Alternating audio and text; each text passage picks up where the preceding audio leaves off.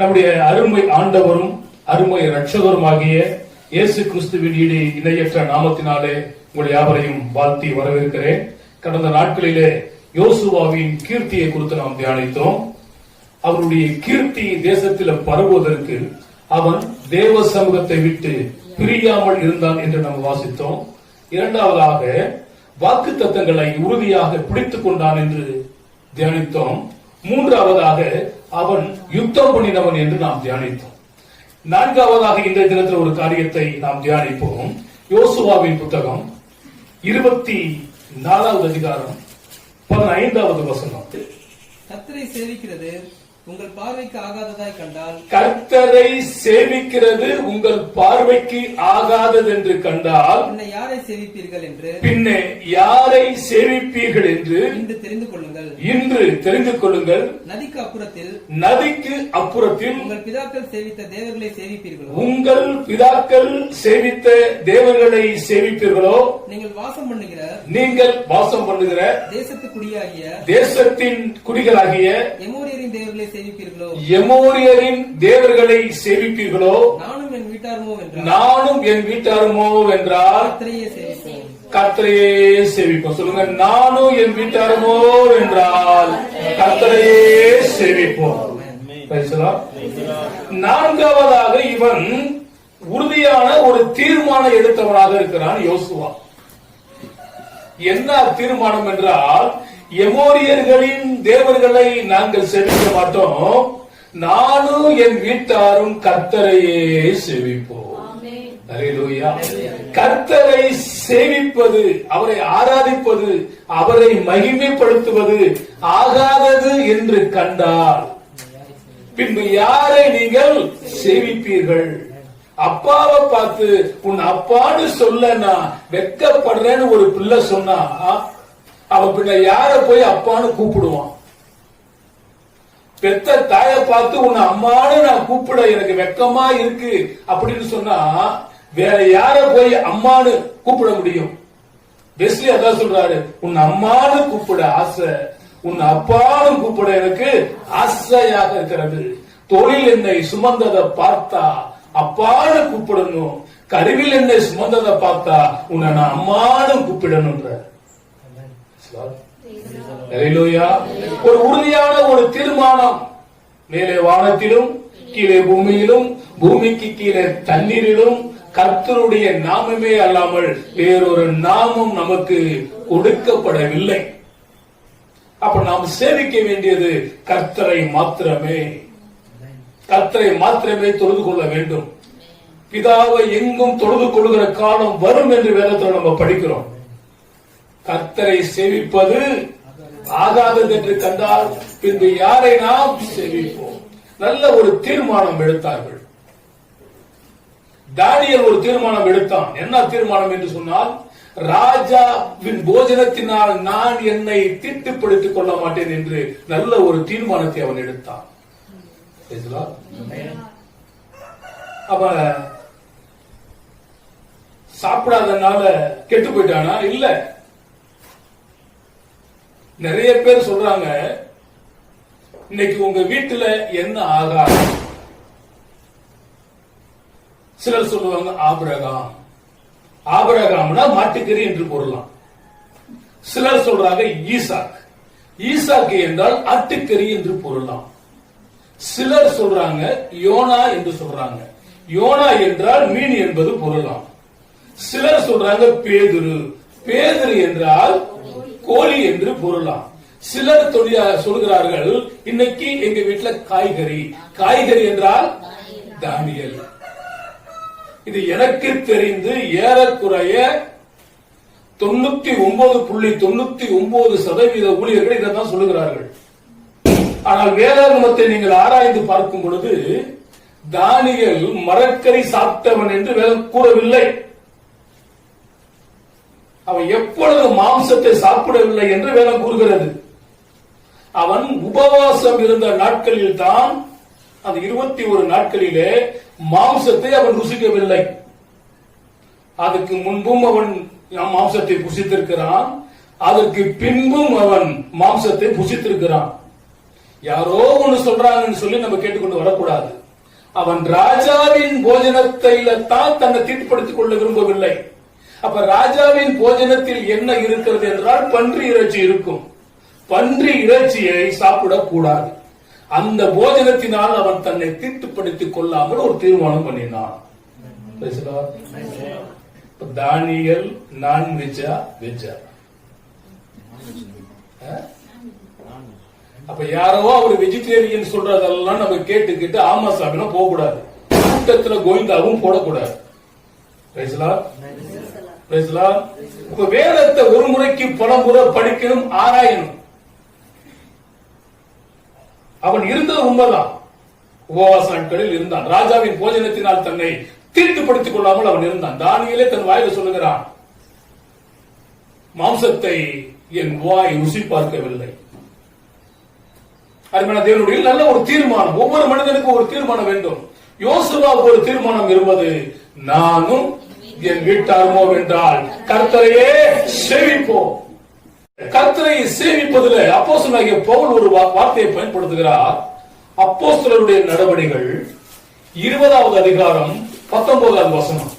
அப்போஸ்தலர் 20:19.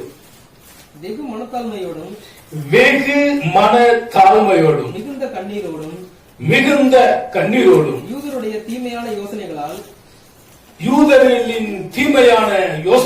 எனக்கு நேரிட்ட சோதனைகளோடும் நான் கர்த்தரை சேவித்தேன். துன்ப நேரத்திலும் ஆறுதல் எனக்கு அளிப்பா. அருமையான ஒரு பாட்டு நீங்க கேட்டிருப்பீங்க.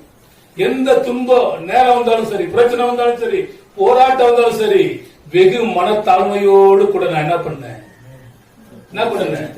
கர்த்தரை சேவிப்பேன். கர்த்தரை சேவிப்பது ஆகாதது என்று கண்டால் பின்பு யாரை சேவிப்பீர்கள்? இத சொல்லுகிறதான பவுல் முன்பதாக சவுலாக இருந்தான். இயேசுவை ஏற்றுக்கொண்டவர்களை பிடித்து அடித்து சிறைச்சாலையில போட்டு சித்திரவதை பண்ணினவனாய் காணப்பட்டான். தமஸ்கோவுக்கு போவதான வழிகளிலே கர்த்தர் சடுதியாய் தோன்றதன் நிமித்தமாய் கீழே விழுந்தவன் கண் பார்வையற்றவனாய் மாறினான். ஆண்டவர் சொன்னார், முள்ளின் மேல் உதைப்பது உமக்கு கடினமா? ஆண்டவரே, நான் என்ன செய்ய சித்தமாக இருக்கிறீர்? நீ அனனியா வீட்டுக்கு போ, நீ என்ன செய்ய வேண்டும் என்பதை அவன் சொல்லுவான். அதே போல அனனியா கிட்டையும் ஆண்டவர் சொன்னார், சவுல் வருகிறான், அவனுக்கு வேண்டியதை நீ சொல். அவன் சொல்றான், அவன் ஏற்கனவே எல்லாத்தையும் அடிச்சு கொன்னு குவிச்சு கொண்டிருக்கிறானே, அவன் எப்படி என் வீட்டுக்கு வரலாம்? ஒண்ணு கவலைப்படாதே. இப்படியாப்பட்ட மனுஷன் நல்ல ஒரு தீர்மானம் எடுத்தான். கிறிஸ்து எனக்கு ஜீவன், சாவு எனக்கு ஆதாயம். கிறிஸ்து எனக்கு ஜீவன், சாவு எனக்கு ஆதாயம் என்கிறதான ஒரு வைராக்கிய உள்ளவனாய் மாறிட்டான். இந்த யோசுவா தனது வாழ்க்கையில ஒரு தீர்மானத்தை எடுத்தான். நானும் என் வீட்டாருமோ என்றால் கர்த்தரையே சேவிப்போம். நீங்களும் உங்கள் வீட்டாரும் நல்ல ஒரு தீர்மானம் எடுக்க வேண்டும். கிறிஸ்துமஸ் வரும், புது வருடம் வரும், மிலாடி நபி வரும், தெலுங்கு வருட பிறப்பு வரும், ஆங்கில புத்தாண்டு வரும், ஆடிப்பெருக்கு வரும், பக்ரீத் வரும், தீபாவளி வரும், பொங்கல் வரும், எல்லாம் வரதான் செய்யும். ஆனா நீங்க ஒரு தீர்மானம் எடுக்கணும், எது வந்தாலும் நான் கர்த்தரை சேவிப்பேன். எது வந்தாலும் நான் என்ன பண்ணுவேன்? கர்த்தரை சேவிப்பேன். ஒரு தீர்மானம் இருக்க வேண்டும். ஏன்னா சபை கூடி வருவதை சிலர் விட்டு விடுகிறது போல நீங்களும் என்ன பண்ணிடக்கூடாது? விட்டுவிடக் கூடாது.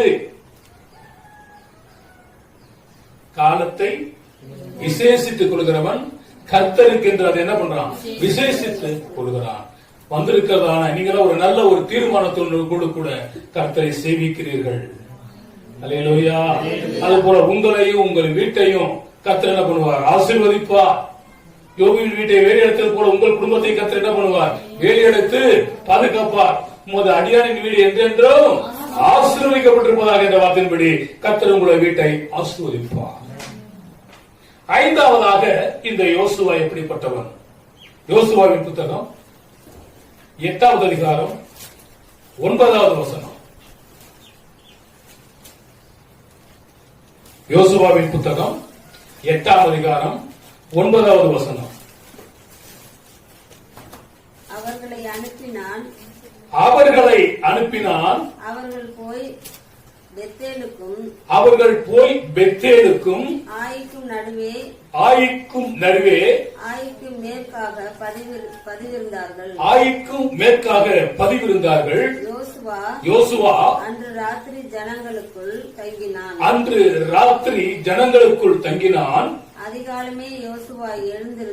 அதிகாலமே யோசுவா எழுந்திருந்து ஜனங்களை இலக்கம் பார்த்து இஸ்ரவேலரின் மூப்பரோடு கூட ஜனங்களுக்கு முன்பாக நடந்து போனானா? இப்போ இங்கே யோசுவா அதிகாலையில் எழுந்திருக்கிறான் என்று சொல்லப்பட்டிருக்கு. எப்ப எழுந்திருக்கிறானா? ராத்திரியில ஜனங்களோடு கூட தங்கிட்டு அதிகாலையில என்ன பண்ணிருக்கான்? எந்திரிச்சிருக்கான். நம்ம எத்தனை மணிக்கு இன்னைக்கு எந்திரிச்சீங்க? ஒரு அறிஞர் சொன்னான், 3 மணிக்கு எந்திரிச்சா அவன் முடிவனா, 4 மணிக்கு எந்திரிச்சா ஞானியா, 5 மணிக்கு எந்திரிக்கிறவன் அறிஞனா, 6 மணிக்கு எந்திரிக்கிறவன் மனுஷனா, 7 மணிக்கு எந்திரிக்கிறவன் எருமையா. ஆனா இவன் அதிகாலையிலே எழுந்திருக்கிறான். நம்ம எப்ப எழுந்திருக்கிறோம்? வேதம் கூறுகிறது, அதிகாலையில் தேடுகிறவர்கள் என்னை கண்டடைவார்கள். அப்ப அதிகாலை வேலையில நம்ம எந்திரிக்கிறதான பழக்கம் யோசுவாவுக்கு இருந்தது. யோசுவாவினுடைய கீர்த்தி தேசமெங்கும் பரவடிச்சுன்னா சும்மா பறக்கல. அவன் தேவ சமூகத்தை விட்டு பிரியாமல் இருந்தான். அவன் வாக்குத்தத்தங்களை உறுதியாக பிடித்துக் கொண்டான். அவன் பிசாசோடு கூட எதிராளிகளோடு கூட யுத்தம் பண்ணினான். அவன் உறுதியான தீர்மானங்களை எடுத்தவனாக இருந்தான். இந்த யோசுவா அதிகாலையிலேயே கர்த்தரை தேடுகிறவனாக இருந்தான். இயேசு கிறிஸ்துவும் அதிகாலை வேளையில எழுந்து ஜெபிக்கக்கூடியவராய், இரவெல்லாம் ஜெபிக்கக்கூடியவராய், தனித்திருந்து ஜெபிக்கக்கூடியவராய், உபவாசம் இருந்து ஜெபிக்கக்கூடியவராய், சீடர்களோடு கூட சேர்ந்து ஜெபிக்கக்கூடியவராய் காணப்பட்டார். சிலர் கடமைக்கு தேடுவார்கள். அதான் நீதிமொழிகள்ல படிக்கும் பொழுது, அவர்கள் அதிகாலையில் தேடியும் என்னை காண மாட்டார்கள். சாலமோன் தான் எழுதுகிறார், காலையில தேடுறவன் என்ன கண்டடைவானோ அவர்தான் எழுதுறாரு. அதிகாலையில தேடுகிறவன் அவன் தேடியும் காண மாட்டார்கள். அப்போ தேடுகிறவன் தன்னுடைய முழு இருதயத்தோடு முழு ஆத்மாவோடு கூட கர்த்தரை தேடும் பொழுது அவர் தென்படுவார். வேதம் சொல்லுகிறார், அவர் தடவியாக என்ன பண்ணுங்க, கண்டு கொள்ளுங்கள். கர்த்தர் நல்லதை ருசித்து பாருங்கள். அவர் மேல் நம்பிக்கை இருக்கிற மனுஷன் பாக்கியவான். ஒரு உறுதியான தீர்மானம் எடுத்தவன் மாத்திரமல்ல, அதிகாலையில் இறந்திருக்கிறவனாய் காணப்படுகிறான்.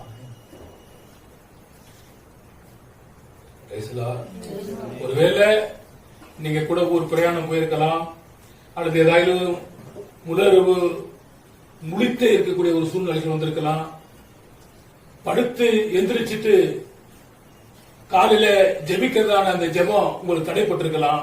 அப்ப நீங்க என்ன பண்ணணுமா இருந்தா, நீங்க எத்தனை மணிக்கு எந்திரிச்சாலும் அந்த எந்திரிச்ச நேரத்துல இருந்து உங்களுடைய நேரத்தை ஜெபத்துல செலவிடணும். அதாவது நான் கடைபிடிக்கிறேன். ஒருவேளை நான் 7 மணிக்கு தான் எந்திரிக்கிறேன், ராத்திரி எங்கேயோ வெளியே போயிட்டு வந்துட்டு 4 மணி 5 மணிக்கு என்னால எந்திரிச்சு ஜெபிக்க முடியல அப்படின்னா 7 மணில இருந்து என்னுடைய டைம் நான் ஒதுக்கிடுவேன். அது போல நீங்களும் உங்க வாழ்க்கையில ஜெபத்துக்கு முக்கியத்துவம் கொடுக்க வேண்டும். ஒரு தீர்மானம் எடுக்கிறவர்களாய் காணப்பட வேண்டும். அல்லேலூயா. யோசுவா 7வது அதிகாரம் 16வது வசனத்தை வாசிங்கள். யோசுவா 7:16. யோசுவா அதிகாலமே எழுந்திருந்து இஸ்ரவேலரை கோத்திரம் கோத்திரமாய் வரப்பண்ணினான்.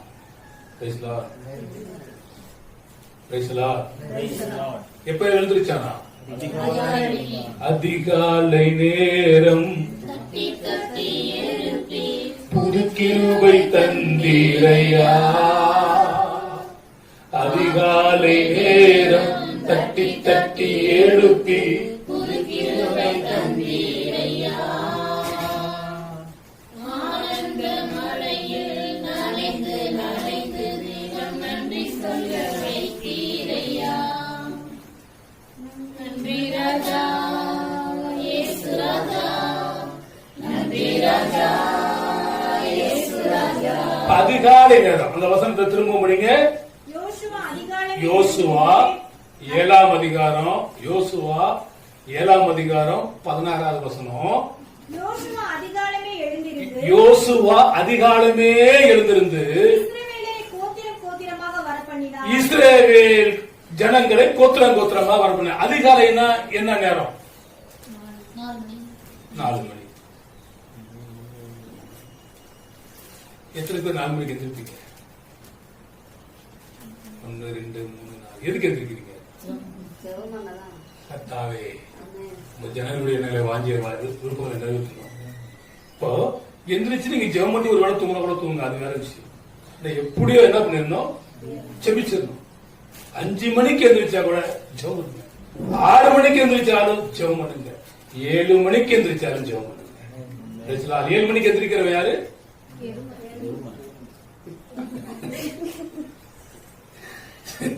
நீங்க முனிவரா, ஞானியா, அறிஞரா, மனுஷரா இல்லது அது நீங்களே முடிவு பண்ணிக்க. ஆனா என்ன பண்ணுங்க? ஜெபத்தை கேட்கிறவரே மாம்சமான யாவரும் இடத்திலே வருவார்கள். அப்ப ஜெபிக்க வேண்டியது நம்முடைய கடமை. ஜெபத்தை கேட்க வேண்டியது அவருடைய கடமை. அல்லேலூயா. அது தேவனுக்கு பிரியமாக இருந்தால் அதை தேவன் நிறைவேற்றுவார். அதிகாலையிலே எழுந்தார். பல தேவனுடைய தாசர்கள் அதிகாலையில் எழுந்திருக்கிறார்கள். இன்னும் சிலர் சொல்லும் பொழுது அலெக்சாண்டர் குதிரைகளை பிரயாணம் பண்ணி கொண்டிருக்கிறவங்களே தூங்குவாராம். அவ்வளவுதான் அவருடைய தூக்க நேரமா. தாமஸ் ஆல்வா எடிசனை குறித்து சொல்லும் பொழுது அவர் ஏறக்குறைய பல ஆயிரங்கள் கண்டுபிடிப்புகளை கண்டுபிடிச்சிருக்கிறாரு. ஒரு கண்டுபிடிப்புக்கும் அடுத்த கண்டுபிடிப்புக்கும் இடையில உள்ள நேரத்தில் தான் தூங்குவாராம். மறைந்ததான முன்னாள் பிரதமர் இந்திரா காந்தி 3 மணி நேரம் தான் தூங்குவாங்களாம். அவர்கள் அப்படி இருந்தவர்கள் தான் உலகத்திலே சாதித்திருக்கிறார்கள். அதுதான் வேதம் கூறுகிறது. சோம்பேறியே, நீ போய் எறும்பினிடத்தில் என்ன பண்ணு? சுறுசுறுப்பை கற்றுக்கொள். அதற்கு ராஜா இல்ல, பிரபு இல்ல, தலைவன் இல்ல, இருந்தால் என்ன பண்ணுது? சுறுசுறுப்புள்ளதாக இருக்கிறது. அல்லேலூயா. தூங்கட்டுமா? இன்னும் கொஞ்சம் கை முடக்கி கொண்டு தூங்கட்டுமா? மெத்தையை விரிச்சு தூங்கட்டுமா? தலைவாணிய வச்சு தூங்கட்டுமா? போர்வையை போத்தி கொண்டு தூங்கட்டுமா? இப்ப தூங்குறது நல்லா தான் இருக்கும்.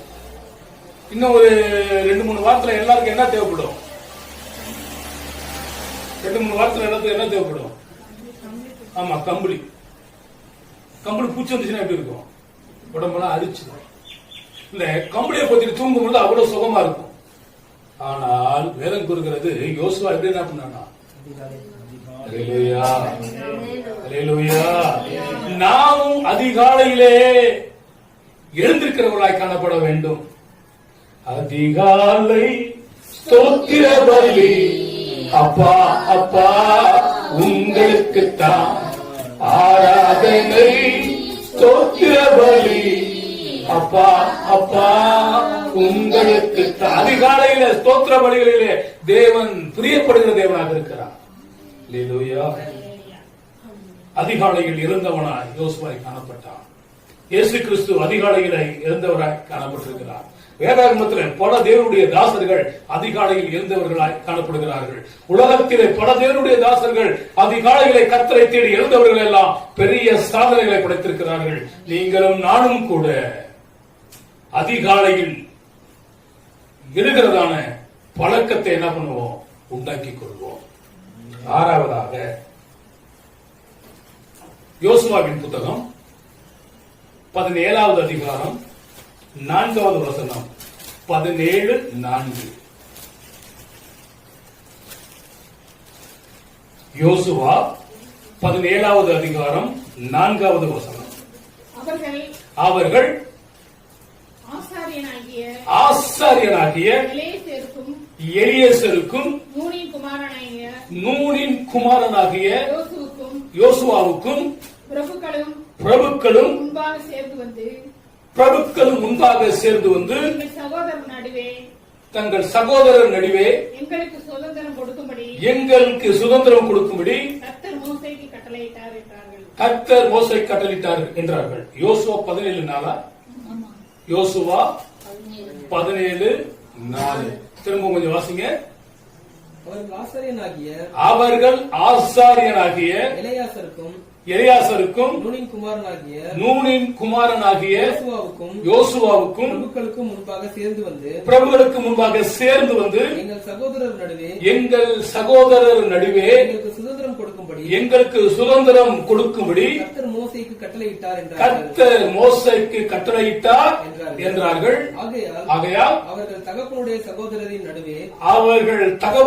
சகோதரர்கள் நடுவே கர்த்தருடைய வாக்கின்படி அவர்களுக்கு சுதந்திரம் கொடுத்தான். இப்போ யோசுவா எண்ணத்தை சுமந்து கொண்டு வந்தான், கர்த்தருடைய வார்த்தையை சுமந்து கொண்டு வந்தான். நிறைய பேர் பாத்தீங்கன்னா பரிசுத்த வேதாகமத்தை கொண்டு வரதுக்கு யோசிக்கிறாங்க, வெட்கப்படுறாங்க. சர்ச்சைக்கு பைபிளை கொண்டு வர்றதுக்கு வெட்கப்படுறாங்க. அதுக்கு பேர் எதை கொண்டு வராங்க தெரியுமா? செல்போன்ல இருக்கு. என்ன இருக்கு? பைபிள் இருக்கு, குர்ஆன் இருக்குது, என்னென்ன வேணுமோ அத்தனை இருக்குது. அதை கொண்டு வந்து வாசிக்கிறாங்க. இருக்கட்டும், ஒரு வேலை அது செல்போன்ல நம்ம வைத்திருந்தாலும் நாம் தேவனுடைய ஆலயத்துக்கு வரும் பொழுது இந்த ஆவியின் பட்டயமாகிய பரிசுத்த வேதாகமத்தை சுமக்கக்கூடியவர்களாய் காணப்பட வேண்டும். நமக்கு படிக்க தெரியுதோ படிக்க தெரியலையோ, இதை நம்ம கொண்டு வருவதே பாக்கியம்.